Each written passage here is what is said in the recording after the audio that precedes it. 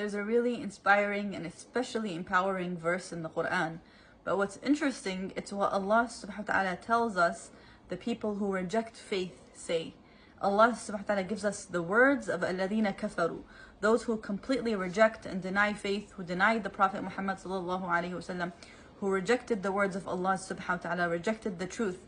And what do they say?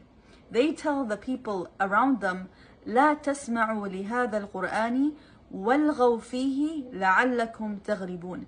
Pay attention to what these people tell the people around them. They tell them, don't listen to the Quran and drown it in order for you to prevail. Pay attention to what they're telling their people. How are we going to prevail once we drown the Quran and make it not heard? Now this is something for all of us to pay attention to, especially as believers who believe in the Quran. Because here, these people who reject faith are recognizing the power of the Quran. Like here they are rejecting the truth and saying to their people, don't even listen to it.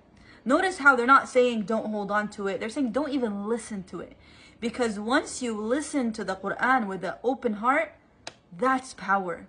That's transformation. It starts with simply listening to it sometimes. And that's the power of the Quran, that maybe only one sense that's engaged with the Quran can transform your entire life. And they knew that.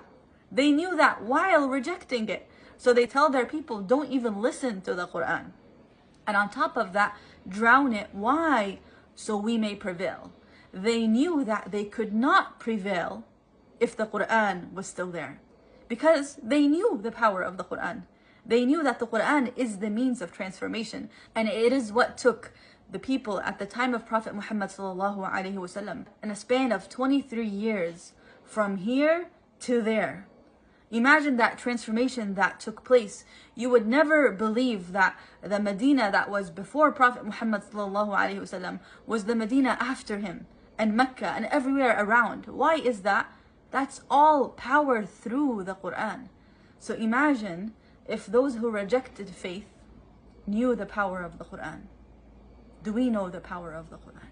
Do you as a believer recognize the power the Quran gives you as an individual, as a person, what it pulls you to transform in your own life? It can transform you from loneliness to companionship, from weakness to strength, from feeling a void to finding wholesomeness through Allah subhanahu wa ta'ala.